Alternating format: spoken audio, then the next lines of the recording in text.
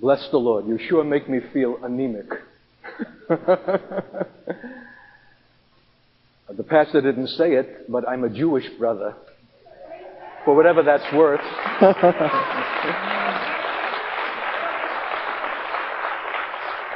I somehow knew that would bless you.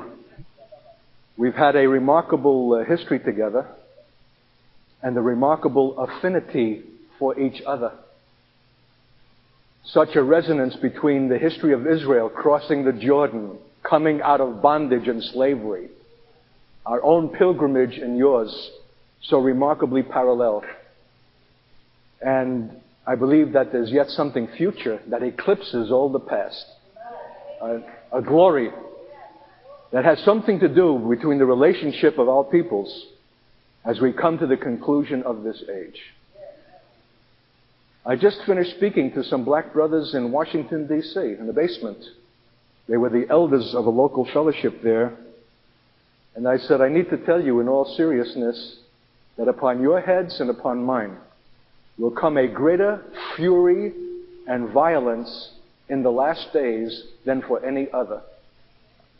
And it will come to us from our own people who think that we have sold out, that we're opposing them, that we are with the establishment, we bought a white man's gospel, or whatever it is.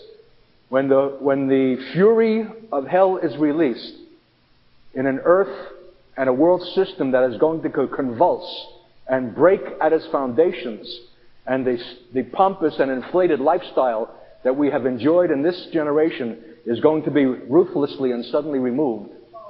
We're going to see a harsh reaction to that for which few are prepared. So I know that the fury of our own people opposing themselves in their own ignorance and looking upon us as having betrayed them and standing with others who have perhaps brought their suffering upon them in things that we'll not be able to explain to them, but we'll just have to suffer their fury. There's going to be a greater requirement upon us. And that's what I shared with those brothers, and I have something of that same sense in my heart tonight for you. If you'll turn with me to the book of Hebrews, in the wonderful chapter on faith, chapter 11, all the great heroes of the faith with whom we are in an unbroken continuum. Here's something that caught my attention in chapter 11. In verse 8, by faith Abraham, when he was called to go out into a place which he should after receive for an inheritance, obeyed and went out, not knowing whither he went. By faith he sojourned in the land of promise as in a strange country, dwelling in tabernacles with Isaac and Jacob, the heirs with him of the same promise, for he looked for a city which hath foundations, whose builder and maker is God. Verse 13, these all died in faith, not having received the promises, but having seen them afar off, and were persuaded of them, and embraced them, and confessed that they were strangers and pilgrims on the earth.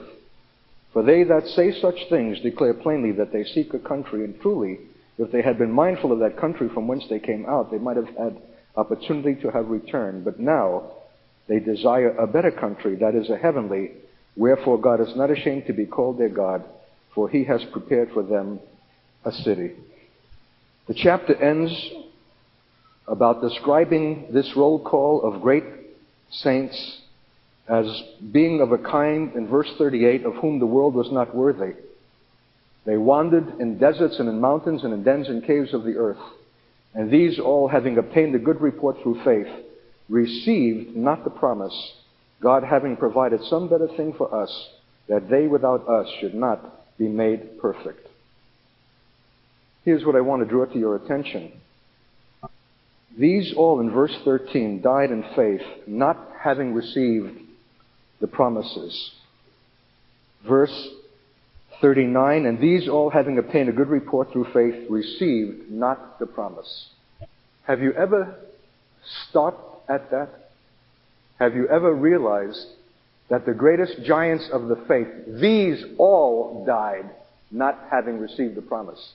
Not just an occasional one or an exceptional one. All of them died without receiving the promise. That's a strange thing if you'll consider it. It means that they did not receive in this life the thing for which they gave themselves totally to God, being giants of the faith. They had a good report, but they did not receive the thing for which they were striving in God. What does that mean? It's not a fluke that God somehow slipped up and ignored the reward that should have been theirs for faithfulness, but it indicates that the promise is not to be had in this life. Dum, da-dum, dum. It all of a sudden requires a radical consideration if we are to be joined with these in the same quality of faith, which means that we can serve God tirelessly and totally without having to have our reward in this life. It means that we can live with a deferred gratification. We do not have to have it now. Now let that sink deeply into your hearing, because every one of us are products of a whole world system and a culture that says, have it now. To live without that gratification and to postpone something that is not even yours in this life requires a remarkable faith that it will be obtained, and that in fact in the place and time that is future and eternal is more significant even than the present. That this present life is preparation and anticipation for that. Here's what I'm telling the church wherever the Lord stirs me to this. We are not sufficiently eternally minded. And I'm not calling you saints to some kind of escapism, that this life is just an interlude and a momentary thing, and it's an eternal thing for which we're waiting, and that gives us a brave kind of resignation in this life, in which we suffer any kind of thing that comes. Men have misused that kind of understanding in order to justify a misuse and an abuse of people who are under them in this life, of which your history is full. If there's any people who deserve gratification now, it's you. You've labored long and hard for it, and you've been shut out long enough in the world. And everything that is in you and every impulse cries out for recognition, for success, for achievement, for gratification now. But God is putting before you a cross tonight of a voluntary yielding up of any desire for the gratification to be had now, for something to be deferred later, and after he received the inheritance. And that's not something by which now you should fall asleep and fold your hands, but that the contemplation of the reward is so real for you, so vivid, that it affects your present life powerfully. God has called us to be strangers, pilgrims, and sojourners in the world. A strange people who march by another beat. We're not moved by the world and its rewards. We can move through it like giants among the world of pygmies. We are indifferent. We can't be suckered out. We can't be wooed and seduced by honorary doctorates. We would rather be joined with this roll call of the saints than any reward that men can bestow presently. And with every reward that is presently bestowed by men, there is an appropriate compromise in our integrity, in the quality of our faith, the quality of our witness, and our service to God. The last thing that God would want to see is that you should become some kind of successful black Pentecostal Christian culture. He has a much higher intention than that for you, so much so that I believe that we are tonight encircled about by a cloud of invisible witnesses of whom the world was not worthy. And we are in a unbroken continuum with them from the beginning of the holy apostolic prophetic faith right through to the end. Despite every appeal to move us off that course and to bring us into some sideline that would guarantee us success and attention and attraction, and look how we've made it, we will turn a deaf ear to every such seduction and look with a single eye to the reward and the inheritance and the fulfillment of the promise that is received after. This is contrary, excuse the fancy language, to the whole ethos of our culture, ethos. The whole unspoken premise of our modern civilization is have it now. Immediate gratification. To defer gratification to some future time is a form of suffering. Like fasting. You eat later. You eat after. How about when you've preached your heart out and you come down off the steps of the platform and people look at you with a stony glare or a strange silence, and you feel a little bit like a leper, and you're just not one of the boys, and you didn't hit the emotional chords that they're accustomed to experiencing, and you've spoken strange things, and they look at you with glassy eyes like, where are you from? And you've got to eat that. When everything in you that's human wants to be applauded, wants to be congratulated, wants to have your back slapped, and say, boy, that was great. And I'll tell you, if we are still alive to that kind of gratification, we will please to preach men and not God. See, I was a setup even tonight to carry on in the spirit of things that were already established. In order to win your endearment. But I would rather be God's man and appear to you strange and speak some difficult thing. What is he saying? And leave you even a little bit perplexed, if I can be assured that what you're hearing is God's holy word designed for you, whether it pleases you or endears me to you or not. And that's not because I'm indifferent to you, but because there's something more important than that we should be buddy-buddy on a false basis of man-pleasing. But men and women who are joined together in the most holy faith, of whom the world is not worthy. And they that say such things are looking for a city whose maker and builder is God.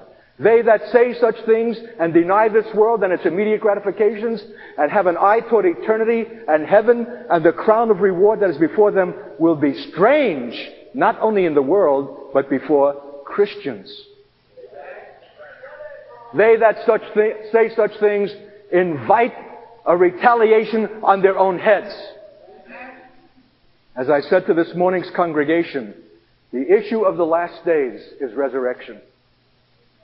And there'll be a false church and a true church, apostate and apostolic. And both will subscribe to the same doctrine of resurrection as being correct. But the one that will be hated by the other is the one that lives in the power of that resurrection, and whose very life gives the evidence of the reality and the truth of it. And the false church will not be able to abide your presence, because even in your silence, you blow the whistle on their fraudulent, false Christianity. God's jealous over you, saints. He knows your history. He knows your yearning. He knows how much you want to make it and need to be accepted after you've been held down for so long and everything in you craves for approval. To deny that is to bear the cross. It's to embrace the cross. So great is God's intention for you, that if you will deny that seductive thing that wants to elevate and promote you in a kind of religious success that falls short of the glory of God, it is for you a greater measure of sacrifice and suffering than for any other.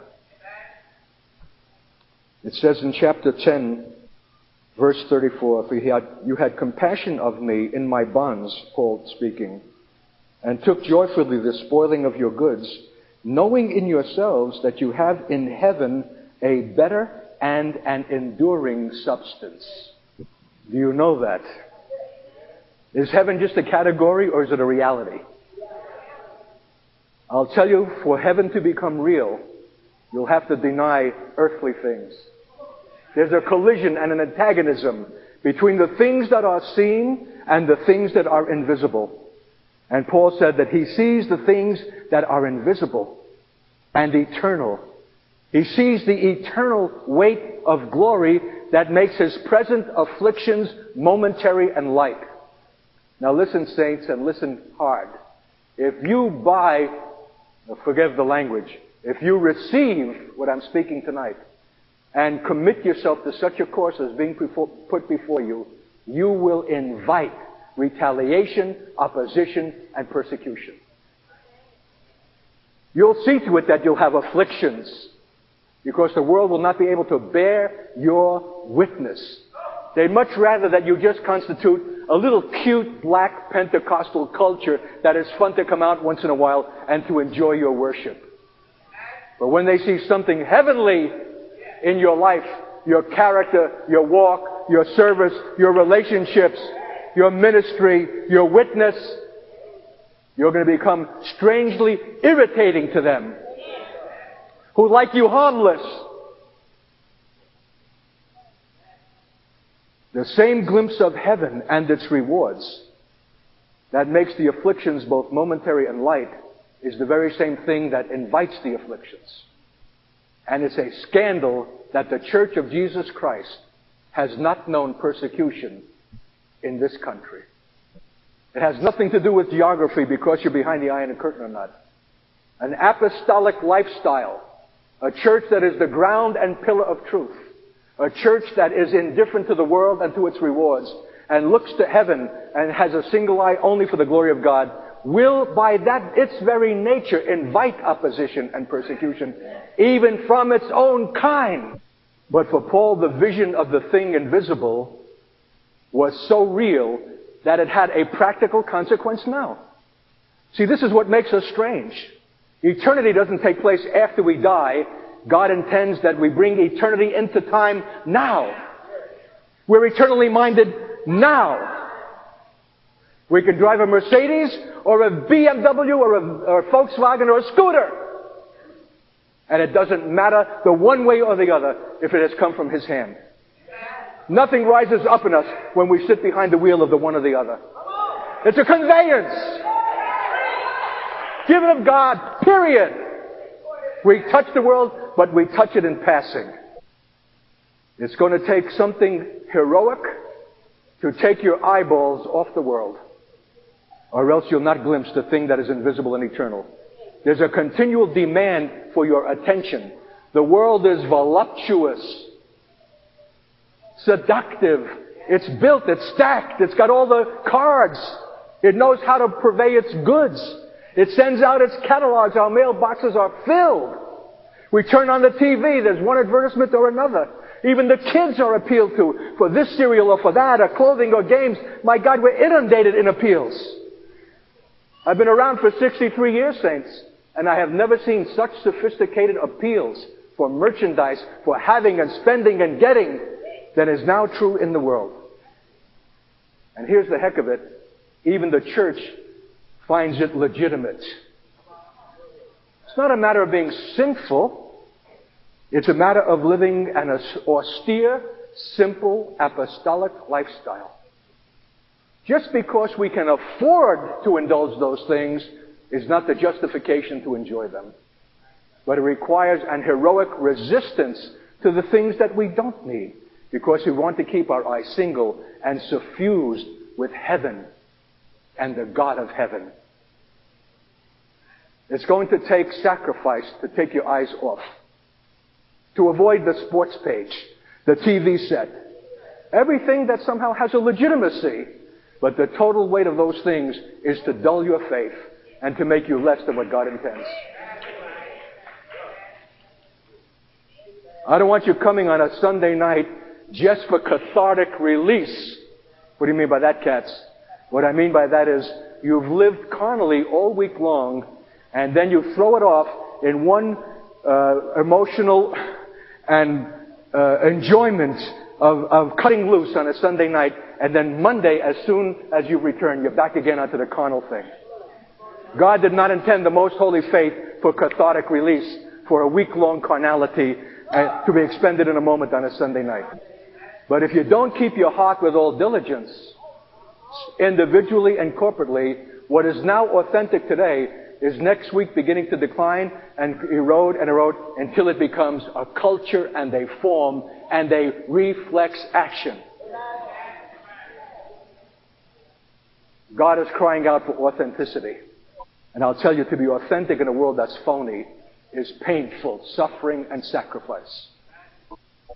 Knowing in yourselves, not just in your mind, not just as a piece of doctrine to which you give appropriate approval, knowing in yourselves, in your gut, in the inner man, where you really live, there's a deep, abiding awareness that heaven eclipses anything that is present, and that this life is preparation for that endless, eternal union with God and the ruling and reigning with Him in His millennial kingdom over His creation.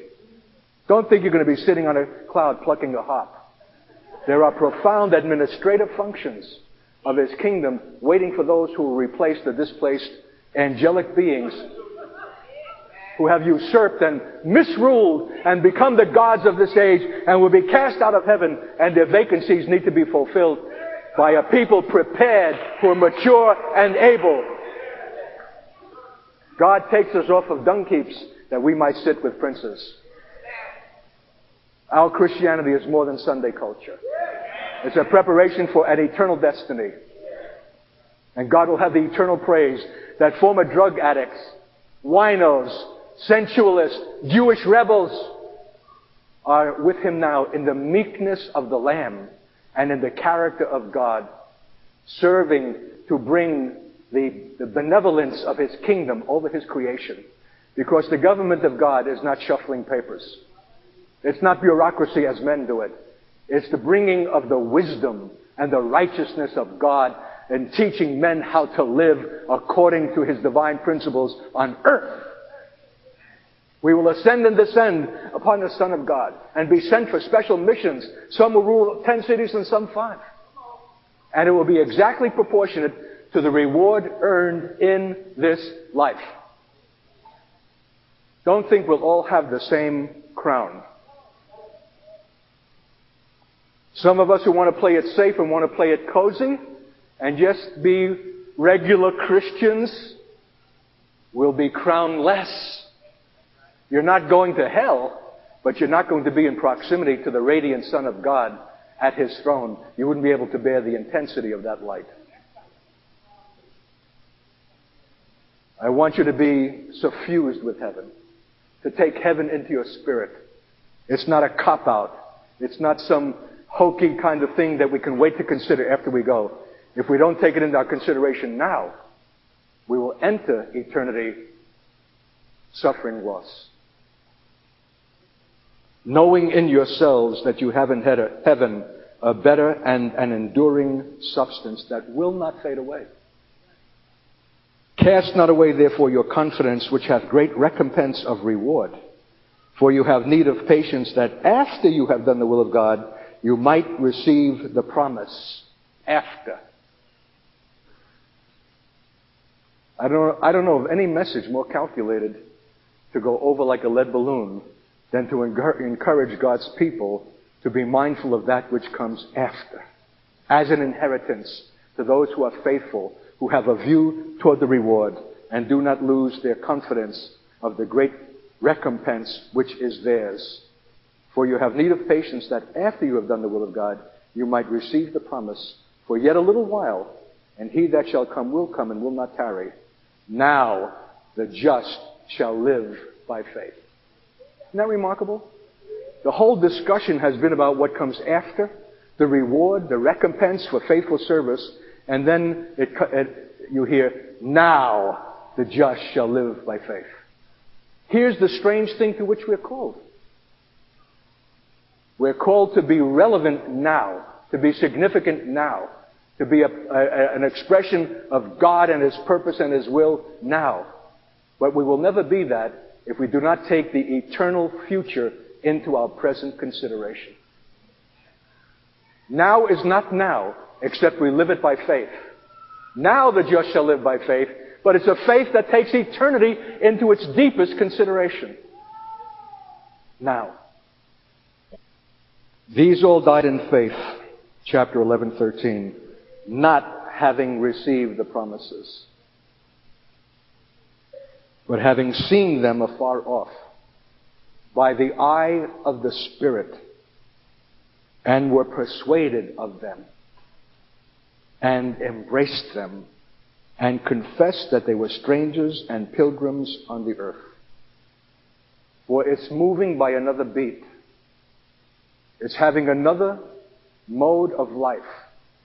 It's an anticipation of something future of which you are confident and sure, though you will not experience it in this life. I'm willing to defer gratification now.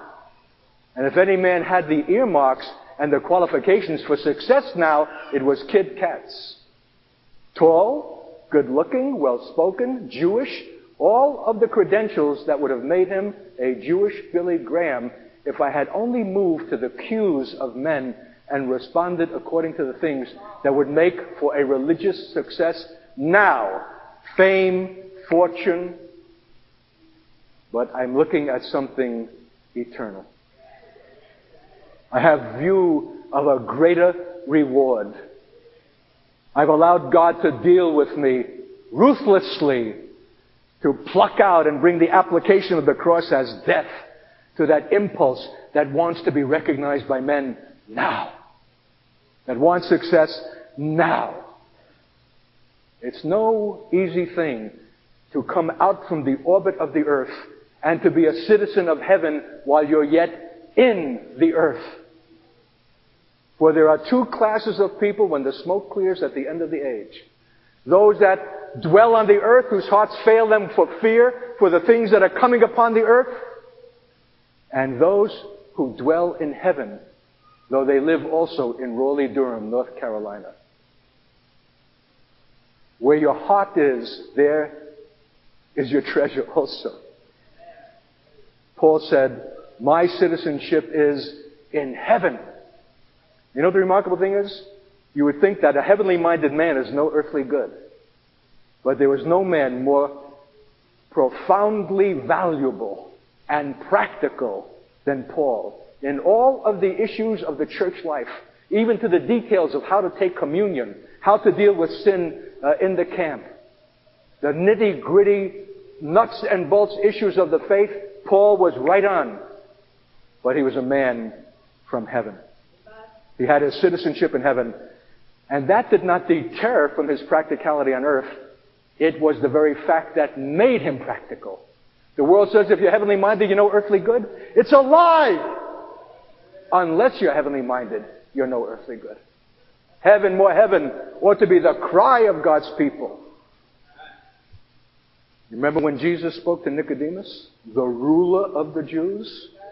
The epitome of Jewish religious ability, morality, ethics. I tell you, if there was no God, what Nicodemus represented was an ideal. But there was another man with whom he was in conversation who represented something altogether other than what Nicodemus was. He was the man from heaven, Jesus the Christ. And Nicodemus, the earthly man, asked earthly questions. We know that you come from God, for no man can do what you do except God be with him. And Jesus answered him from a heavenly place. Except you're born again of the Spirit, you cannot see the kingdom of God. Except you're born of Spirit and water, you cannot enter the kingdom of God. And you say, what relationship does Jesus' answer have to Nicodemus' question? And the answer is nothing. And it doesn't have to. We are not obliged to give earthly answers to earthly questions. We're required to give heavenly answers, even if it leaves men bewildered. But are you in that kind of proximity to heaven? Or are you more earthly, thinking that if you quote John 3:16, you've discharged your duty? I'll tell you that if that John 3:16 has not been inspired from heaven, you've missed it in an eternal moment, and you've given an earthly answer has no heavenly value. We can't play this by the numbers. We can't be mechanical. It requires such a union with the God of heaven. Our thought, our